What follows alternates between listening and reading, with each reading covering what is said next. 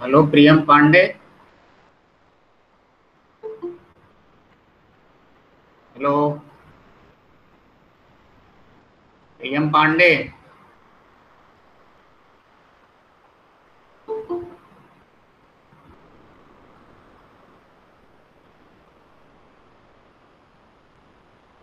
आवाज जा रही है? Yes, sir. Priyam Pandey, are you present?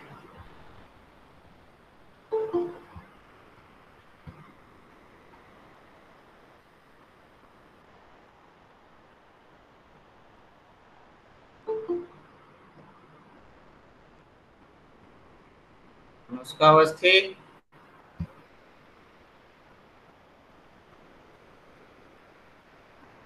Anushka.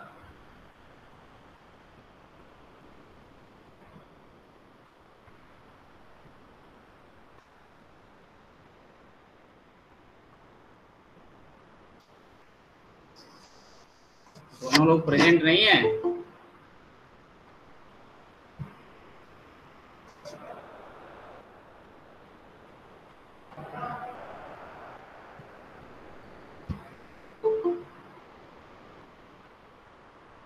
Present तो हैं लेकिन वो लोग माइक नहीं ओपन कर रहे हैं। कॉल करके बोलो उनको कि रोल नंबर के आगे नाम के आगे रोल नंबर इंटर करें फिर ज्वाइन करें। हमने रिमूव कर दिया क्लास से उनको। Okay sir. सर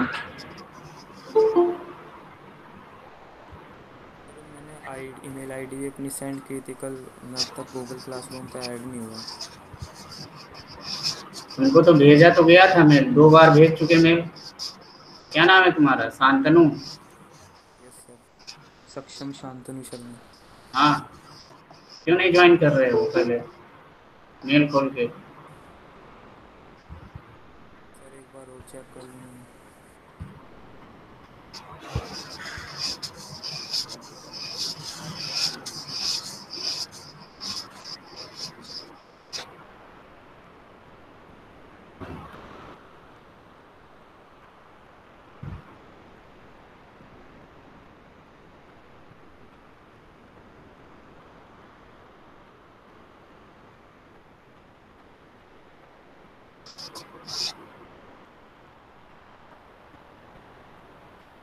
कि जो क्वेश्चन सेंटर टाइप रेक्टिफायर का जो क्वेश्चन दिया गया था, लगाया सभी लोग? आंसर बताओ कितना आया?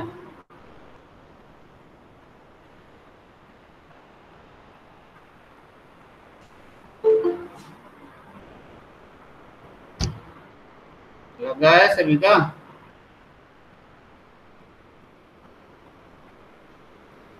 हेलो।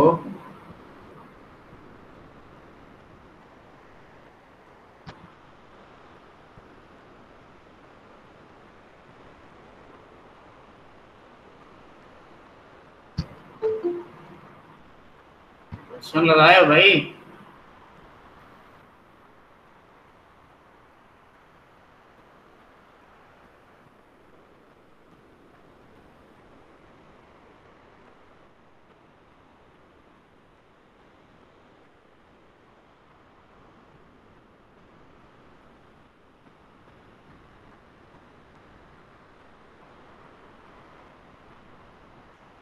नहीं लगाए हो?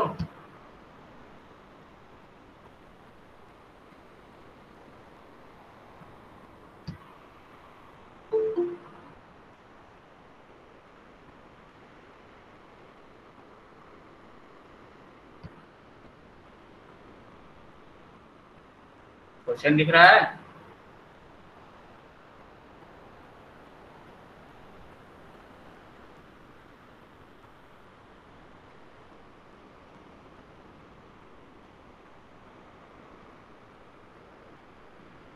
हेलो।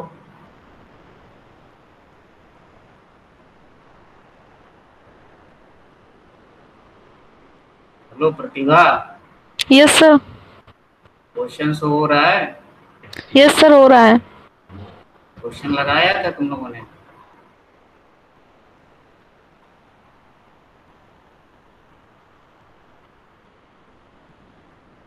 कोई प्रॉब्लम आएगी आ रही है इसमें, नहीं लग रहा है?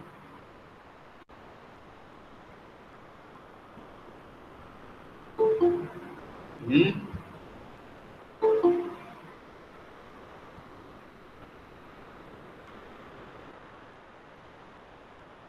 सॉल्व करो इसको।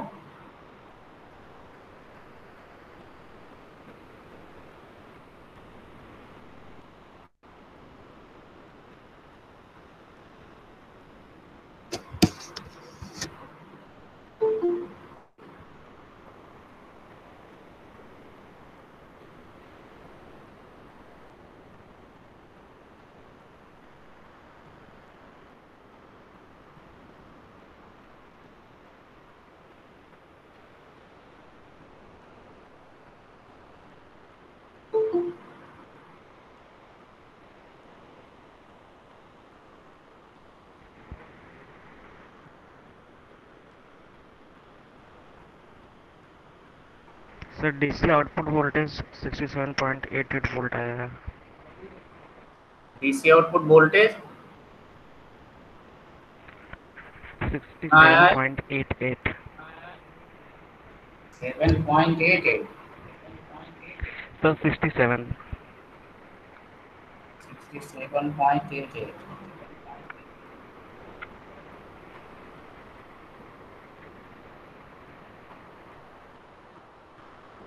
डीसी आउटपुट वोल्टेज आएगा आपका 42.16 वोल्ट।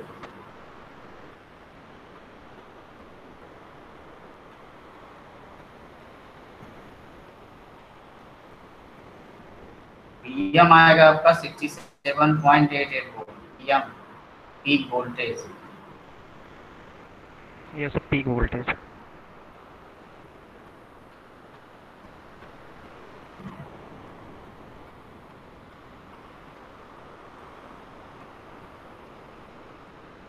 और किसी का आ रहा है?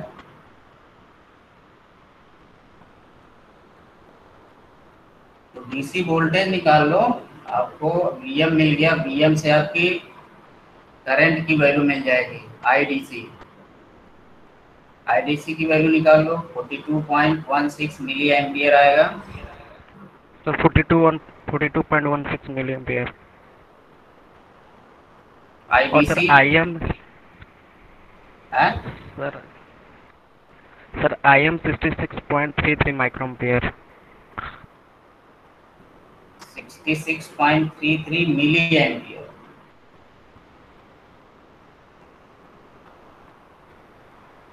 मिली एम्पियर में आएगा ना?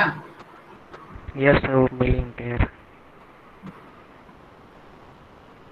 ठीक है, तो पीडीसी और पीएसी की वैल्यू भी निकल जाएगी। Yes sir. निकाल की एफिशिएंसी निकालो।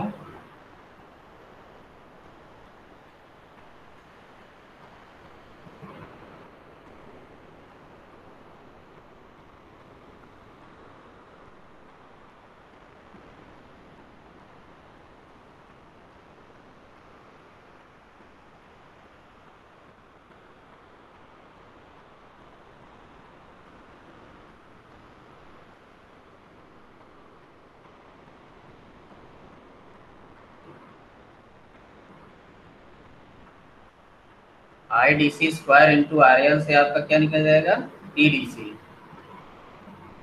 क्या आएगा आपका? 1.78 वाट। 1.78 वाट।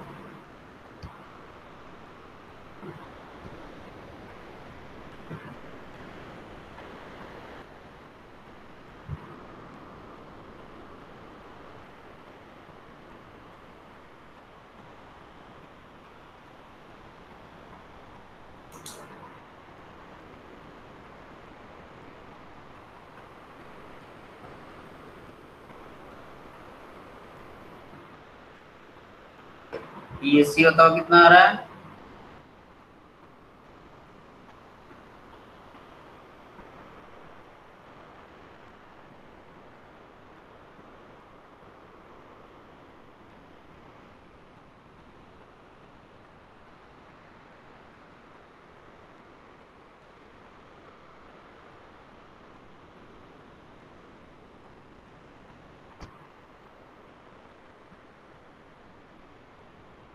सोल्यूशन देखो सभी लोग।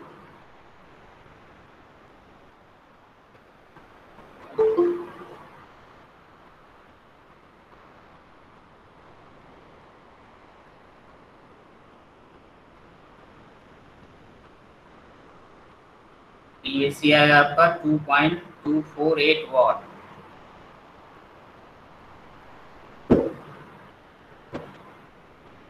दोनों वैल्यू निकल जाएंगी आपकी, तो ये आपका एफिशिएंसी निकल जाएगा।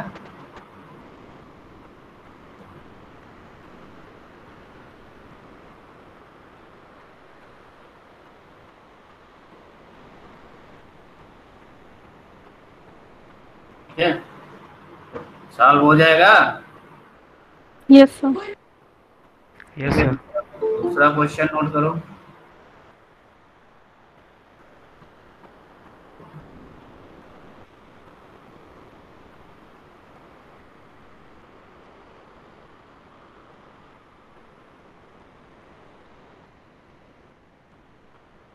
क्वेश्चन है आपका, a 230 volt and 60 hertz voltage is applied to the primary of 5:1 step down center tap transformer. Step down center tap transformer used in a full wave rectifier. Used in a full wave rectifier having a load resistance of 900 ohm. Having a load resistance of 900 ohm. If the diode resistance and secondary coil resistance together has a resistance of 100 ohm.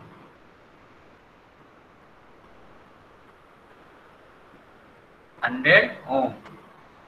Determine first DC output voltage, second DC current flowing through the load, rectification efficiency, and DC power delivered to the load.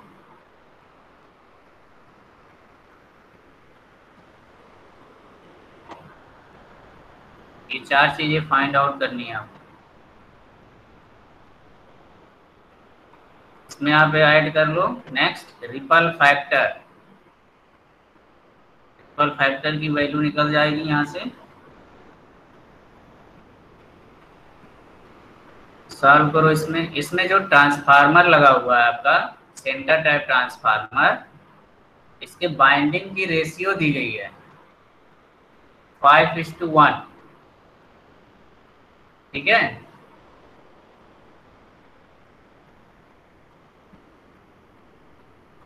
और जो primary binding पर आपका voltage apply हो रहा है वो 230 volt and 60 hertz AC voltage apply हो रहा है।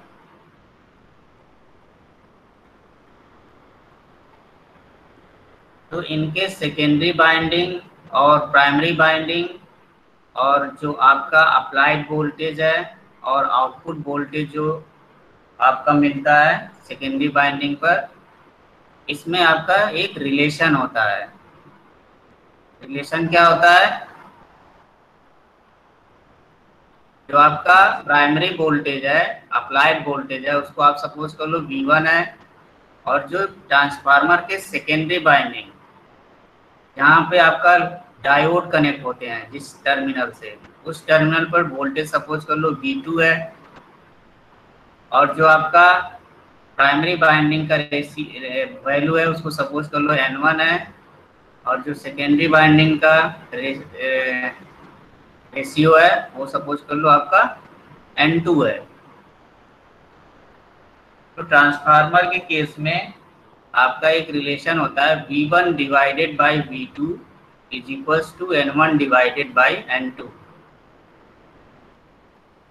ठीक है, तो V2 आपका कौन सा है वोल्टेज? सेकेंडरी बाइंडिंग की वोल्टेज है जिसकी हमें जरूरत है, तो उसकी वैल्यू यहाँ से फाइंड आउट कर लेंगे V2 की। तो ये वैल्यू मिलेगी आपकी N2 divided by N1 into V1। V1 is the applied AC voltage. V1 is the applied AC voltage. तो इससे हमारा V2 निकल जाएगा। V2 की वैल्यू यहाँ से आप निकाल लेंगे, N2 divided by N1 into V1। N2 divided by N1 की वैल्यू है 1/5, इसमें मल्टीप्लाई कर देंगे V1 जो आपका 230 वोल्ट है। ठीक है, यहाँ से आपको V2 वोल्टेज मिल जाएगा 46 वोल्ट। कितना मिल जाएगा? 46 वोल्ट। 46 वोल्ट। वोल्ट। ये 46 वोल्ट आपका पूरे टर्मिनल पे, जो सेकेंडरी टर्मिनल है ट्रांसफार्मर का, इस पे एम्पियर होगा। ठीक है, तो यहाँ से आप इसका VRMS वैल्यू कैलकुलेट करेंगे। जो आपका सेंटर टाइप ट्रांसफार्मर है, तो वो आपका हाफ हाफ में डिवाइड हो जाता है वोल्टेज। ठीक है, तो फर्स्ट इंड पर जो हमारा VRMS वैल्यू होगा वोल्टेज का, वो हो जाएगा आपका 46 डिवाइडेड बाई 2। मतलब RMS value of the voltage between centre tap and each side of secondary tap binding is 46 point divided by 2। इसकी वैल्यू कितनी आ जाएगी? 23 वोल्ट। हर इंड पर आपका 23 वोल्ट आपका वोल्टेज एम्पियर होगा। ठीक है, तो 23 वोल्ट वोल्टेज आपको मिलेगा हर ईच इंड पर। तो यहाँ से आपकी पीक वैल्यू वोल्टेज की निकाल लेंगे आप, √2 इंटू VRMS। तो पीक वैल्यू आपको मिल जाएगी 32.52 वोल्ट। 32.52 वोल्ट। तो आपसे पहले पूछा जा रहा है DC output voltage.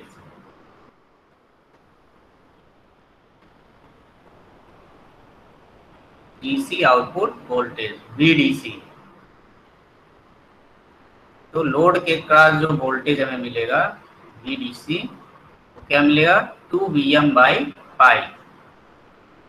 Full wave rectifier है, इसका VDC हम लोग निकाल चुके थे, IDC VDC, तो कितना आएगा? 2Vm/5।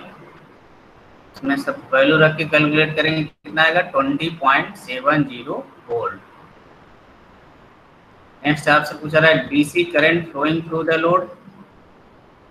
DC current flowing through the load, IDC। ठीक है, तो IDC की वैल्यू क्या हो जाएगी? EDC आपको पता है, VDC divided by RS plus RA plus RL। Sir IDC की वैल्यू 0.414 एम्पियर आएगी। इसकी IDC 0.0207। फिर से रख के कैलकुलेट करो। जो आपका डायोड रेजिस्टेंस है, इंटरनल रेजिस्टेंस, और जो आपका सेकेंडरी बाइंडिंग का कॉइल रेजिस्टेंस है, वो आपको दिया गया है 900 ओम। ठीक है, जी सर। नहीं, दोनों एक साथ दिए गए हैं 100 ओम।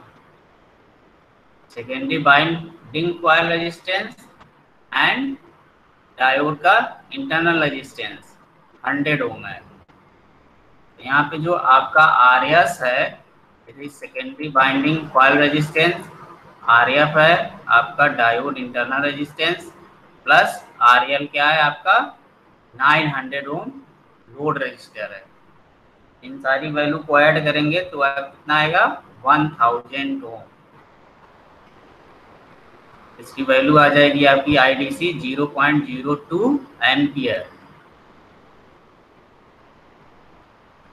अब DC power delivers to the load निकल जाएगा आपका PDC,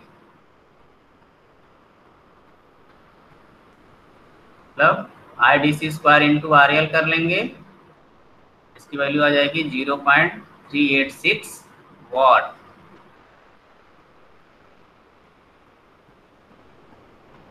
है। इस तरह आप PAC निकाल लेंगे।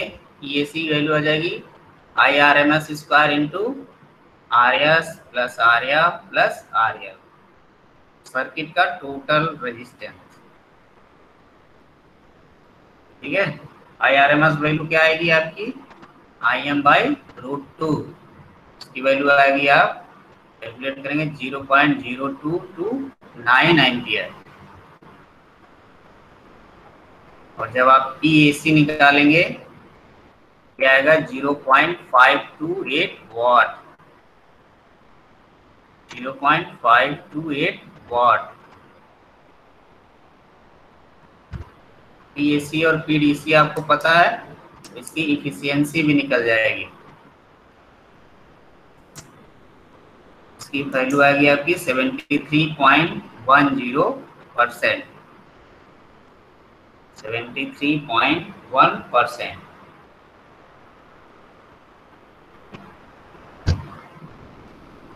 ठीक है, लग जाएगा सभी का। जी सर। Yes sir. ठीक है, नेक्स्ट क्वेश्चन है ब्रिज रेक्टिफायर का, एक आप नोट कर लो, इसको कर लेना। आपसे और रिपल फैक्टर पूछा जाए इस क्वेश्चंस का तो रिपल फैक्टर भी निकाल लेंगे। यहाँ पे हमने निकाला हुआ है, फॉर्मूला पता है आपको, √IRMS डिवाइडेड बाई IDC का होल स्क्वायर -1। इसमें सारी वैल्यू रखोगे तो ये आएगा 0.47, परसेंटेज में निकालोगे आपका आएगा 47%, 0.47 ripple factor.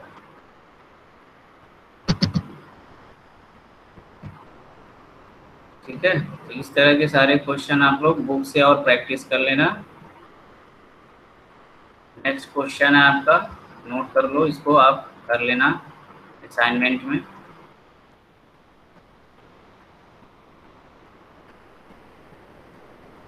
A 240 volt and 50 hertz AC voltage is applied to a primary of 5:1 step down transformer. ठीक है, which is used in bridge rectifier, which is used in bridge rectifier, having a load resistance of 200 ohm, having a load resistance of 200 ohm, and assume that each silicon diode with 15 ohm forward resistance. Diode का यहाँ पे internal resistance दिया हुआ है आपका 15 ओम।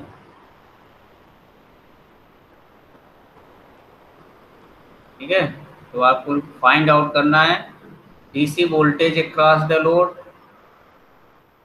DC voltage across the load, current flowing through the diode,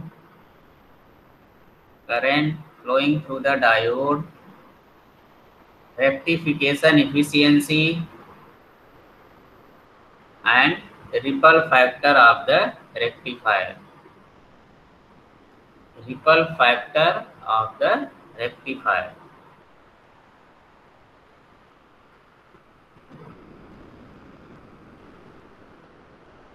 ठीक है, यहाँ जब इस टाइप के क्वेश्चन में जब भी आपका बाइंडिंग का रेशियो दिया रहे तो आप सेकेंडरी वोल्टेज सबसे पहले निकालेंगे, जो आपकी VRMS वैल्यू होती है, रूट मीन स्क्वायर वैल्यू। इससे V1 divided by V2 equals to N1 divided by N2, ये रेशियो हम लोग फॉर्मूला यूज करते हैं। इसकी सेकेंडरी बाइंडिंग की वोल्टेज निकल जाएगी, क्योंकि ये आपका ब्रिज रेक्टिफायर है। इसमें जो पीक वैल्यू होगा, जो सेकेंडरी बाइंडिंग की वोल्टेज होगी वो आपकी 48 वोल्ट आएगी। अब ये वोल्टेज आपका डिवाइड नहीं होगा क्योंकि सेंटर टाइप ट्रांसफार्मर नहीं है, ये ब्रिज रेक्टिफायर है, ऑर्डिनरी ट्रांसफार्मर है। रूट मीन स्क्वायर वैल्यू पता चल गया आपकी वोल्टेज की, तो उसका पीक वैल्यू निकाल लेना। पीक वैल्यू निकल जाएगी, तो ये सारी वैल्यू आपकी निकल जाएंगी। ठीक है, हो जाएगा। Yes, sir.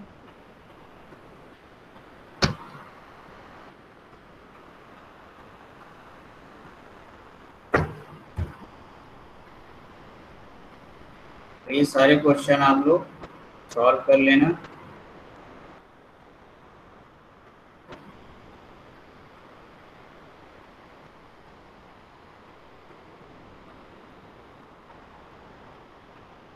ठीक है, इसमें आपको पूरा आपका डायोड टॉपिक फिनिश हो गया।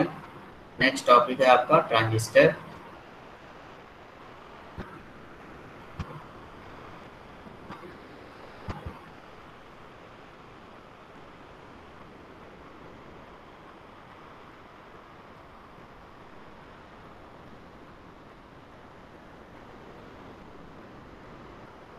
ठीक है, तो ट्रांजिस्टर आप किसे कहते हैं?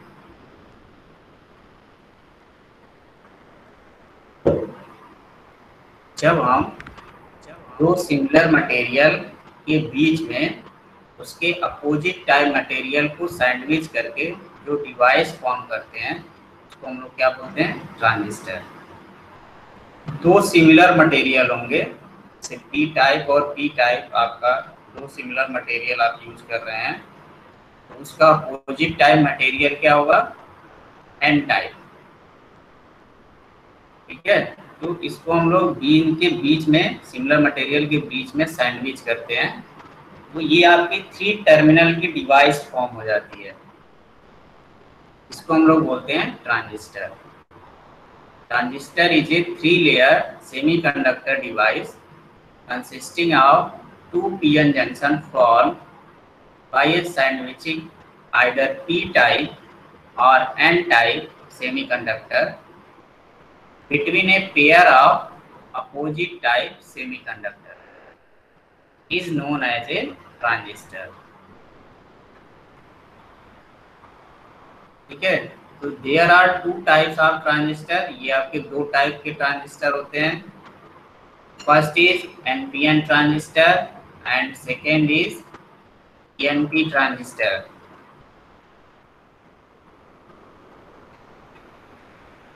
ठीक है, जब आप दोनों सिमिलर मटेरियल एन टाइप और एन टाइप यूज करते हैं, तो वहाँ जो आप उसमें जो आपका ट्रांजिस्टर फॉर्म होता है, दिस इज एनपीएन ट्रांजिस्टर। मतलब a transistor in which 2 layer of N type semiconductor are separated by a thin layer of P type semiconductor is known as NPN transistor.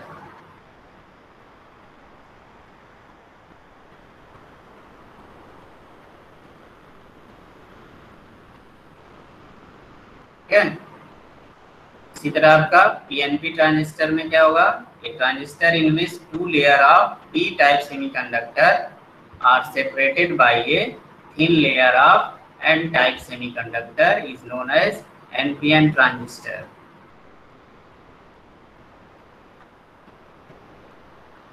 यहाँ पे दोनों का आपका कंस्ट्रक्शन बना हुआ है, एनपीएन ट्रांजिस्टर और पीएनपी ट्रांजिस्टर। आप इससे देख सकते हो कि 2 सिमिलर मटेरियल आप यूज कर रहे हैं, तो उसका अपोजिट टाइप मटेरियल इसको बीच में सैंडविच कर रहे हैं। जैसे आपका ये पहला हो गया एनपीएन ट्रांजिस्टर और ये दूसरा वाला हो गया आपका पीएनपी ट्रांजिस्टर। जब इन ट्रांजिस्टर को हम लोग फैब्रिकेट करते हैं या कंस्ट्रक्ट करते हैं, ठीक है, तो इसमें जो 3 टर्मिनल हैं आपके, इसको हम लोग बोलते हैं एमीटर, बीच वाले को बेस एंड दूसरा अदर इन जो है आपका कलेक्टर। इसको टर्मिनल को आइडेंटिफाई कैसे करेंगे? कौन एमीटर है, कौन बेस है, कौन कलेक्टर है?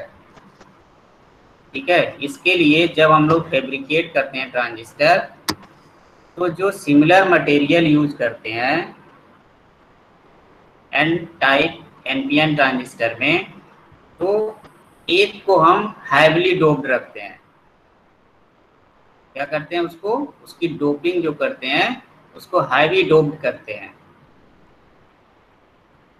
और उसकी साइज जो होती है, जो आपका दो ट्रांजिस्टर और दो मटेरियल है, उसकी साइज की मतलब मॉडरेट होता है, आपका इंटरमीडिएट साइज होता है।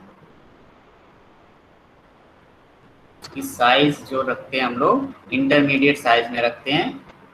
अदर जो अदर मटेरियल जो दो हैं उसकी कंपैरिजन में हम लोग मॉडरेट साइज रखते हैं उसकी। तो जो हैवली डोप्ड होता है आपका सेमीकंडक्टर, उस टर्मिनल को हम लोग क्या बोलते हैं? एमीटर।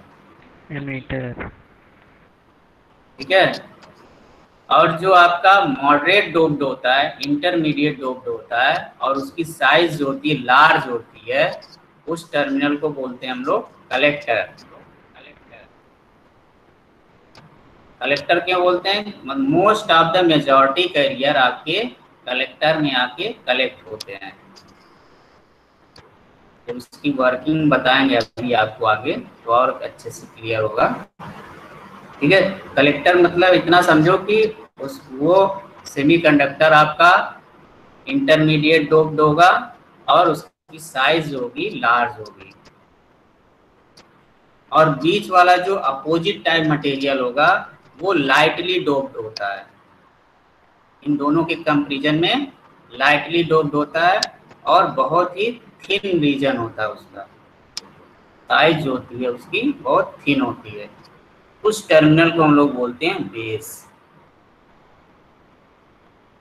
ठीक है। तो कंस्ट्रक्शन में आप देख सकते हो कि यहाँ पे दो पीएन जंक्शन फॉर्म हो रहे हैं इस डिवाइस में। ठीक है। तो एमीटर साइड के जंक्शन को बोलते हैं हम लोग एमीटर बेस जंक्शन, और कलेक्टर साइड के जंक्शन को बोलते हैं कलेक्टर बेस जंक्शन। ठीक है। इसमें दो जंक्शन फॉर्म होते हैं ट्रांजिस्टर में आपके। सिमिलर आपका अपोजिट होता है आपका पीएनपी ट्रांजिस्टर। इसमें भी जो पी टाइप सेमीकंडक्टर होगा और हाईली डोप्ड होगा और इंटरमीडिएट साइज में होगा, वो टर्मिनल हमारा क्या होगा? एमीटर। और जो लाइटली इंटरमीडिएट डोप्ड होगा और उसकी साइज लार्ज साइज होगी, वो टर्मिनल होगा हमारा कलेक्टर। और जो बीच का रीजन होगा और बहुत थिन होगा, वो हमारा होगा बेस। इसमें भी दो जंक्शन होते हैं, एमीटर बेस जंक्शन और कलेक्टर बेस जंक्शन। यहाँ पे एमीटर बेस कलेक्टर की डिफिनीशन देख सकते हो। एमीटर किसको कहेंगे? in a transistor construction, the emitter layer is heavily doped but moderate in size, which is supplies a large number of majority carrier, is called emitter. The emitter is always forward bias with respect to base. मतलब कि जब भी हम इसको transistor को circuit में connect करते हैं, इलेक्ट्रॉनिक सर्किट में कनेक्ट करते हैं, तो बेस के रिस्पेक्ट में वो हमेशा फॉरवर्ड कंडीशन में होता है एमीटर। ठीक है। इस तरह आपका सेकेंड है बेस। बेस का आप देख सकते हो डिफिनीशन इसका, the base layer is lightly doped and very thin so that most of the majority carrier supplies by the emitter to the collector. आपका कलेक्टर के डिफिनेशन क्या हो जाएगी? The collector layer is moderately doped but large in size so that collect the most of the majority carrier supplied by the emitter. The collector is always reverse biased with respect to base. तो collector को जब भी हम लोग circuit में connect करते हैं, उसको हमेशा रिवर्स बायस में रखते हैं कलेक्टर टर्मिनल को। बेस के रिस्पेक्ट में उसको हम लोग रिवर्स बायस में रखते हैं। रिवर्स बायस मतलब अगर आपका एनपीएन ट्रांजिस्टर है तो कलेक्टर साइड का टर्मिनल जो है एन टाइप, उसको हम लोग इससे कनेक्ट करेंगे बैटरी के पॉजिटिव टर्मिनल से। तो ये आपका रिवर्स बायस में हो जाएगा। और जब एमीटर टर्मिनल को हम लोग निगेटिव टर्मिनल से कनेक्ट करेंगे तो हमारा वो क्या हो जाएगा, फॉरवर्ड बायस। जैसे आप लोग डायोड में कनेक्ट करते थे, सेम यहाँ पे दो डायोड आपके बैक टू बैक कनेक्ट हैं। ठीक है, दो डायोड को अगर बैक टू बैक कनेक्ट कर दिया जाए तो वो भी आप एक ट्रांजिस्टर की तरह वर्क करता है।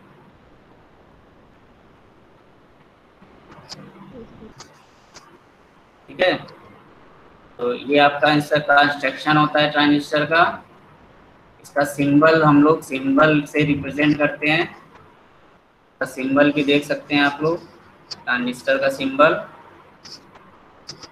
इसमें जो एक एरो बना हुआ होगा एनपीएन ट्रांजिस्टर और पीएनपी ट्रांजिस्टर में, एक एरो बना है आपका base to emitter, base to emitter. ये करंट की, ये एरो जो होता है वो करंट की डायरेक्शन शो करता है। एनपीएन ट्रांजिस्टर में हमेशा करंट आपकी एमीटर करंट फ्लो होगी आपकी बेस टू एमीटर,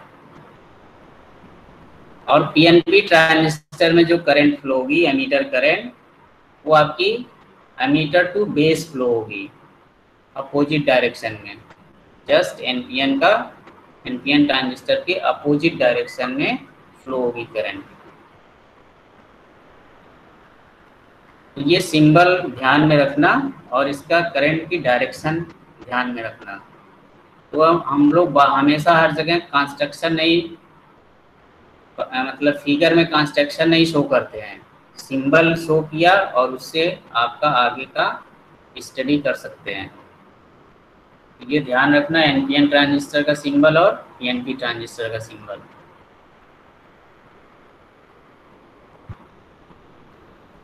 ठीक है, फिर बात आती है आपकी ट्रांजिस्टर बायसिंग। ट्रांजिस्टर को हम कितने तरीके से इलेक्ट्रॉनिक सर्किट में कनेक्ट कर सकते हैं, इसको हम लोग बोलते हैं ट्रांजिस्टर बायसिंग या ट्रांजिस्टर एक्शन। मतलब कि the methods of apply external voltage to the transistor is called transistor biasing. ठीक है, तो इस यहाँ पे देख रहे हो आप लोग, तीन टर्मिनल है इसमें, ट्रांजिस्टर में तीन टर्मिनल है। तो हम लोग तीन मोड से, तीन डिफरेंट मोड, अलग अलग मोड से इसमें हम लोग अप्लाई कर सकते हैं एक्सटर्नल वोल्टेज। ये कौन कौन सा मोड होगा आपका? There are 3 different ways of transistor biasing are known as mode of transistor operation. First is forward active mode, second is saturation mode, and third is cutoff mode। ठीक है, तीन तरह के हमें इसमें कनेक्शन कर सकते हैं। आप यहाँ पे देख सकते हो, ये आपका सिंबल बना है एनपीएन ट्रांजिस्टर का, और जो हम इसमें एक्सटर्नल सोर्सेज इसमें कनेक्ट कर रहे हैं। फर्स्ट आप देख सकते हो फॉरवर्ड एक्टिव मोड में, फॉरवर्ड एक्टिव मोड में आप एनपीएन ट्रांजिस्टर है, ये जंक्शन आप फॉरवर्ड बायस में रखते हैं। ठीक है, तो फॉरवर्ड बायस में रखते हैं तो एनपीएन ट्रांजिस्टर है, तो एमीटर टर्मिनल आपका निगेटिव से कनेक्ट होगा और बेस टर्मिनल जो होगा वो पॉजिटिव से कनेक्ट होगा। तो ये आपका एमीटर टर्मिनल किसमें होगा? फॉरवर्ड बायस में। ये एक्सटर्नल वोल्टेज को यहाँ पे हम लोग नाम दे सकते हैं VEE वोल्टेज बोलते हैं। कौन सा वोल्टेज? VEE।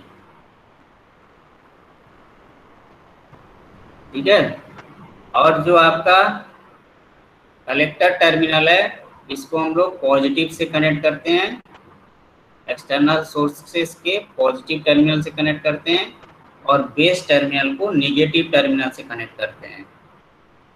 तो हम यहाँ पे एक्सटर्नल सोर्सेज अप्लाई कर रहे हैं, दैट इज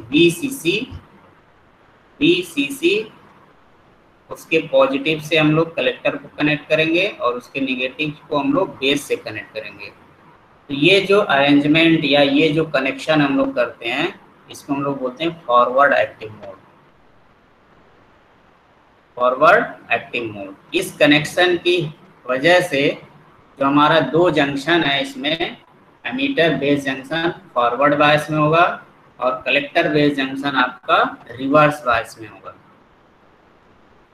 और ये आपका जो वर्क करता है जो एम्पलीफायर की तरफ वर्क करता है, ये कनेक्शन किस तरह वर्क करता है? एज ए एम्पलीफायर की तरह वर्क करता है। किसी भी सिग्नल को हम लोग एम्पलीफाई कर सकते हैं इस ट्रांजिस्टर की हेल्प से, अगर हम उसको फॉरवर्ड एक्टिव मोड में कनेक्ट किए हैं तो। इसी तरह आपका नेक्स्ट आपका होता है सैचुरेशन मोड। ठीक है, सैचुरेशन मोड में आप एमीटर बेस जंक्शन को रिवर्स बायस में रखते हैं और कलेक्टर बेस जंक्शन को फॉरवर्ड बायस में रखते हैं।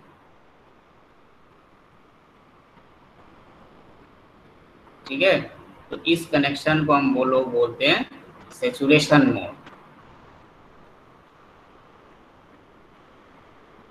और ये जो ट्रांजिस्टर है इस कनेक्शन में एज ए क्लोज्ड स्विच की तरह वर्क करता है। नहीं, हाँ, एज ए क्लोज्ड स्विच की तरह वर्क करता है, लेकिन दोनों जंक्शन आपके यहाँ पे फॉरवर्ड बायस में होते हैं। फॉरवर्ड बायस मतलब जो हमारा एक्सटर्नल वोल्टेज सोर्स है, एमीटर टर्मिनल को निगेटिव से कनेक्ट करेंगे और कलेक्टर टर्मिनल को भी निगेटिव से कनेक्ट करेंगे। इससे क्या होगा, दोनों जंक्शन हमारे फॉरवर्ड बायस में हो जाएंगे। इस कनेक्शन में बहुत ही लार्ज अमाउंट में करंट फ्लो होती है दोनों टर्मिनल पे, एमीटर टर्मिनल पे और कलेक्टर टर्मिनल पे। इसी को, इस कनेक्शन को बोलते हैं कि ये हमारा ट्रांजिस्टर जो है एज ए क्लोज्ड स्विच की तरह वर्क कर रहा है, शॉर्ट सर्किट की तरह वर्क कर रहा है।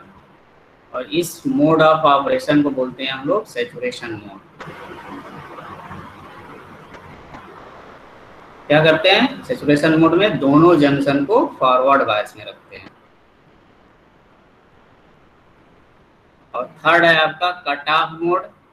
कट ऑफ मोड में जंक्शन के दोनों टर्मिनल को हम लोग रिवर्स बायस में रखते हैं। कैसे रखते हैं? रिवर्स बायस में रखते हैं। रिवर्स बायस में रखने के लिए दोनों टर्मिनल को एक्सटर्नल वोल्टेज सोर्स के दोनों पॉजिटिव टर्मिनल को, एक को एमीटर से कनेक्ट करते हैं और एक को कलेक्टर से कनेक्ट करते हैं। इस कंडीशन में आपका ट्रांजिस्टर जो है एज ए ओपन स्विच की तरह वर्क करता है। किस तरह वर्क करता है?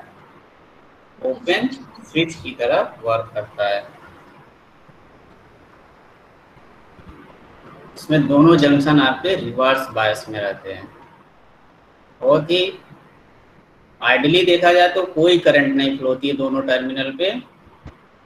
ये प्रैक्टिकल में बहुत ही स्मॉल करंट फ्लो होती है, जो रिवर्स सैचुरेशन करंट फ्लो होती है, एज ए ओपन स्विच की तरह वर्क करता है। अब देख सकते हो ट्रांजिस्टर आपका वर्क कैसे करता है। ट्रांजिस्टर ऑपरेशन, ये हमारा एनपीएन ट्रांजिस्टर है। इसको हम लोग फॉरवर्ड एक्टिव मोड में वर्क करा रहे हैं। तो ये ऑपरेट कैसे होता है, कैसे आपकी एमीटर करंट फ्लो होती है, बेस करंट फ्लो होती है और कलेक्टर करंट फ्लो होती है। Hello sir. हाँ हेलो सर, एक केस और भी तो हो सकता है, जैसे कि एमीटर बेस जंक्शन को हम रिवर्स बेस से कनेक्ट कर दें और कलेक्टर बेस जंक्शन को फॉरवर्ड बेस से कनेक्ट कर दें तो। एमीटर बेस जंक्शन को किसमें कनेक्ट करेंगे? Sir reverse base. रिवर्स में। और हाँ, ये कनेक्शन करते हैं। ये फॉरवर्ड एक्टिव मोड जो होता है उसका वाइस वर्सा होता है। इसको हम लोग बोलते हैं इन्वर्टर मोड। ठीक है, इसमें क्या होता है, फॉरवर्ड एक्टिव मोड का जस्ट वाइस वर्सा होता है, जिसको हम लोग इन्वर्टर मोड कहते हैं। उसका बहुत ज़्यादा यहाँ पे मतलब नहीं है। फॉरवर्ड एक्टिव मोड समझ में आ रहा है, उसको उल्टा करके भी समझ सकते हैं। ओके ठीक सर। है, वो कनेक्शन कर सकते हैं, उस कनेक्शन को बोलते हैं इन्वर्टर मोड। ठीक है, तो वो कनेक्शन आपका एज एम्पलीफायर की तरह वर्क नहीं करता है। ठीक है, यस सर।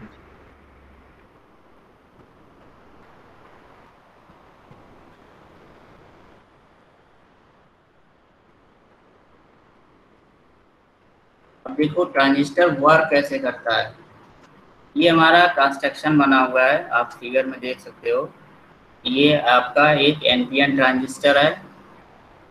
ठीक है, एनपीएन ट्रांजिस्टर को हम लोग एमीटर टर्मिनल को VEE जो एक्सटर्नल वोल्टेज सोर्स है उसके निगेटिव टर्मिनल से कनेक्ट करिए हैं, और जो हमारा बेस टर्मिनल है इसको पॉजिटिव से कनेक्ट किए हैं। इसी तरह हम लोग VCC जो एक्सटर्नल वोल्टेज सोर्स है उस टर्मिनल को पॉजिटिव से कनेक्ट किए हैं, और बेस टर्मिनल को निगेटिव से कनेक्ट किए हैं। तो ये हमारा इस कनेक्शन इस मोड में कनेक्ट है ट्रांजिस्टर, फॉरवर्ड एक्टिव मोड में कनेक्ट है। ठीक है, तो आपको ये पता है कि जो आपका एन टाइप सेमीकंडक्टर होता है उसमें मेजॉरिटी कैरियर्स में इलेक्ट्रॉन होते हैं और माइनॉरिटी कैरियर्स में आपके होल्स होते हैं। ठीक है, और जो आपका एक पी टाइप सेमीकंडक्टर है उसमें मेजॉरिटी कैरियर्स में आपके होल्स होते हैं। ठीक है, और माइनॉरिटी कैरियर्स में आपके इलेक्ट्रॉन होते हैं। तो एमीटर साइड, तो ये जो एमीटर बेस जंक्शन है आपका फॉरवर्ड बायस में है इस कंडीशन में। ठीक है, तो यहाँ से जो एमीटर टर्मिनल आपका नेगेटिव टर्मिनल से कनेक्ट है, तो मेजॉरिटी कैरियर वाले इलेक्ट्रॉन जो हैं वो रिपल होंगे। ठीक है, रिपल होंगे। ये एमीटर बेस जंक्शन के डिप्लेशन लेयर में पहले इंटर करेंगे, वहाँ पे जो आपके रेडिकल्स हैं, आयंस हैं, उससे डिफ्यूज होंगे। क्योंकि ये बहुत सारे मेजॉरिटी कैरियर्स में है, तो इस जंक्शन को, इसमें से बचे हुए मेजॉरिटी कैरियर्स के electron base terminal, base reason को क्रॉस कर जाएंगे, बेस रीजन को क्रॉस कर जाएंगे और कलेक्टर टर्मिनल पे अट्रैक्ट होने लगेंगे। कलेक्टर टर्मिनल आपका पॉजिटिव से कनेक्ट है, तो ये आपके most of the majority carrier इधर से जो एमीटर साइड से जो आ रहा है, और कलेक्टर में जो ऑलरेडी पहले से मेजॉरिटी कैरियर्स में आपके इलेक्ट्रॉन है, वो सारे इलेक्ट्रॉन आपके यहाँ पे पॉजिटिव टर्मिनल पे कनेक्ट होने लगेंगे। तो इस वजह से जो एमीटर करंट है आपका, वो जो आपका मेजॉरिटी कैरियर में इलेक्ट्रॉन फ्लो रहे हैं उसके अपोजिट डायरेक्शन में आपकी एक करंट फ्लो होगी, एमीटर करंट। ठीक है, यस सर। Yes sir. ठीक है, इस फेनामेना से आपका एक एमीटर करंट फ्लो होने लगती है इधर सर्किट में, एमीटर बेस जंक्शन वाले सर्किट में एमीटर करंट फ्लो होती है, जिसको हम लोग IE बोलते हैं। और उसी दौरान आपका जो बेस रीजन में मेजॉरिटी कैरियर्स में होल्स प्रेजेंट हैं, होल्स, ठीक है, वो भी डिप्लेशन लेयर में इंटर करेंगे पहले, और वहाँ से निगेटिव आयन से डिफ्यूज होंगे। तो कुछ बचे हुए होल्स आपके फिर यहाँ पे निगेटिव टर्मिनल पे अट्रैक्ट होंगे, VEE के निगेटिव टर्मिनल पे अट्रैक्ट होंगे। इस फेनामेना से आपका एक बेस करंट फ्लो होती है, जिसको हम लोग बोलते हैं IB, बेस करंट IB। ठीक है, और ये जंक्शन आपका रिवर्स बायस में है, कलेक्टर बेस जंक्शन आपका रिवर्स बायस में है। इधर से एमीटर टर्मिनल से आपके बचे हुए मेजॉरिटी कैरियर्स के इलेक्ट्रॉन इसमें इंटर करेंगे, फिर ये मेजॉरिटी कैरियर्स में इलेक्ट्रॉन यहाँ प्रेजेंट होते हैं, यहाँ पे फिर VCC के पॉजिटिव टर्मिनल पे अट्रैक्ट होने लगेंगे। तो इस वजह से यहाँ पे एक थोड़ी सी लार्ज करंट फ्लो होती है in comparison to base current के, in comparison to base current IB के, जिसको हम लोग बोलते हैं कलेक्टर करंट आईसी।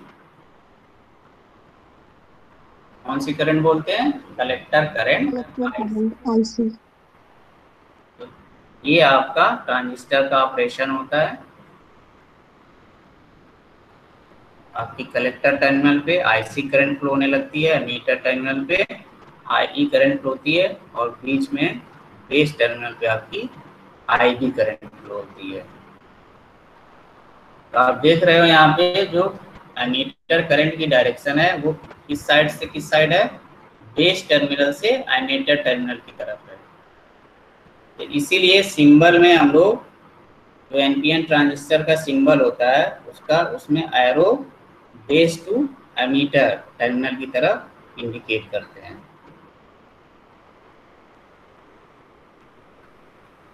ठीक है, तो ये फॉरवर्ड एक्टिव मोड का ऑपरेशन होता है ट्रांजिस्टर के। यहाँ पे किसी को कुछ समझ में ना आया हो?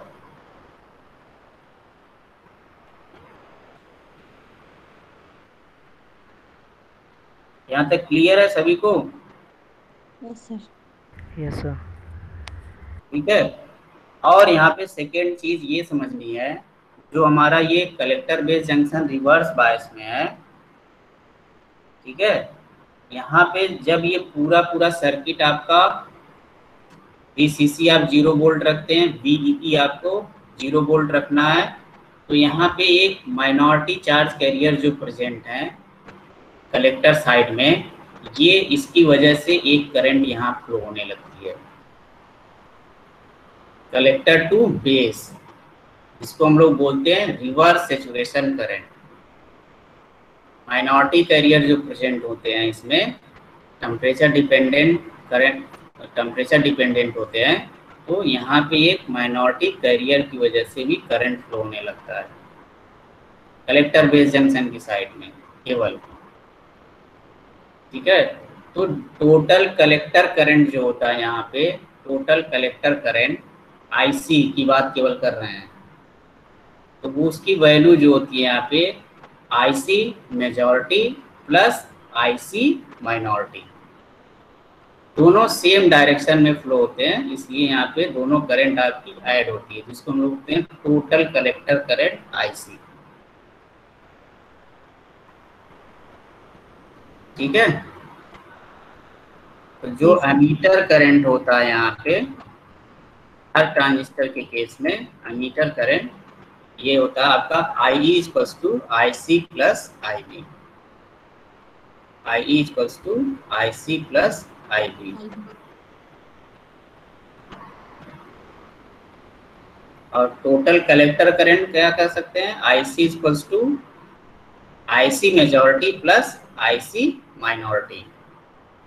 इसको आगे अभी आगे बताएंगे, आगे और क्लियर कर देंगे। तो इसी का जस्ट वाइस वर्सा होता है आपका PNP ट्रांजिस्टर। ठीक है, वहां पे मेजॉरिटी कैरियर्स में आपके इलेक्ट्रॉन होते हैं, PNP ट्रांजिस्टर में मेजॉरिटी कैरियर्स में आपके होल्स होते हैं। सेम ऑपरेशन होता है आपका PNP ट्रांजिस्टर, यहाँ पे जो मेजॉरिटी कैरियर्स होते हैं, होल्स होते हैं, और करंट की डायरेक्शन जो होती है वो सबकी चेंज हो जाती है। इस कंडीशन में केवल करंट की डायरेक्शन होती है, चेंज होती है। यहाँ PNP ट्रांजिस्टर में आपका base to emitter, emitter current flow होती है, और collector current collector to base flow होती है। Collector current collector to base flow होती है। लेकिन जो आपका कन्वेंशनल करंट है एमीटर करंट, इसमें भी IE इक्वल्स टू क्या होता है? IC plus IB। दोनों कंडीशन में करंट सेम होती है, लेकिन डायरेक्शन केवल चेंज होती है। ठीक है,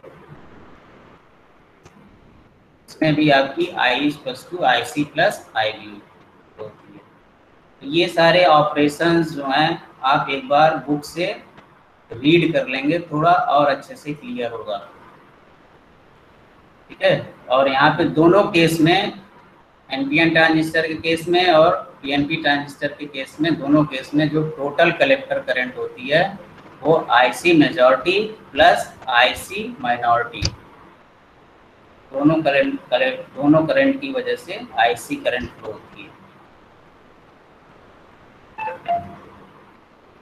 ठीक है, इसमें एक आप नोट देख सकते हो क्या क्या होता है। ट्रांजिस्टर आपका वर्क करता है एज एम्पलीफायर। ट्रांजिस्टर को हम लोग बाईपोलर जंक्शन ट्रांजिस्टर भी बोलते हैं। बाईपोलर जंक्शन ट्रांजिस्टर क्यों बोलते हैं? क्योंकि जो आपके मेजॉरिटी कैरियर्स हैं या माइनॉरिटी कैरियर्स हैं, इलेक्ट्रॉन और होल्स, इन दोनों का इम्पोर्टेंट रोल होता है इसमें।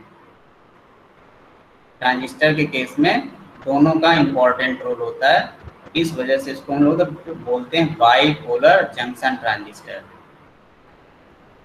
मतलब transistor is refers to as a bipolar junction transistor because in this device conduction takes place by the motion of charge carriers of both the electron and holes. Both majority and minority carriers plays important role as a transistor. इस device में आप देख रहे हो कि current की controlling हो रही है, हर टर्मिनल पे करंट की कंट्रोलिंग होती है। तो यहाँ पे हम लोग ट्रांजिस्टर को करंट कंट्रोल्ड डिवाइस भी कभी कभी बोलते हैं। क्या बोलते हैं? Current controlled device. करंट को कहीं कंट्रोल करना है तो आप वहां पे ट्रांजिस्टर यूज कर सकते हैं। ठीक है, यस सर। ये अटेंडेंस लग जाए आपकी। इसमें कौन प्रेजेंट है? 199। हाँ सर ये नोट मत सर बोलो, नहीं नहीं शेयर पा रहे हैं। हेलो सर 101 स्क्रीनशॉट दे दीजिए अभी। सर ये नोट शेयर कर, 200 सर ये वाले सर नोट शेयर कर दीजिए सर।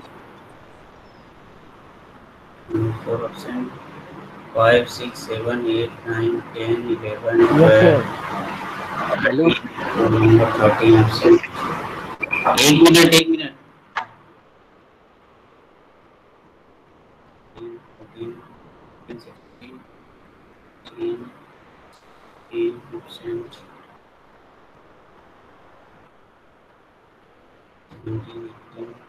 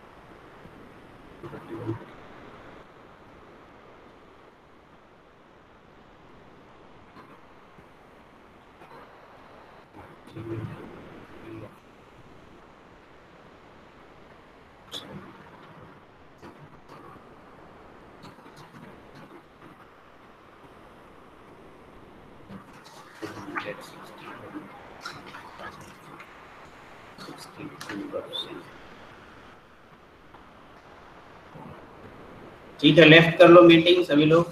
सर हाँ सर ये वाले सर नोट शेयर कर दीजिए सर। ये वाले सर उस ओके।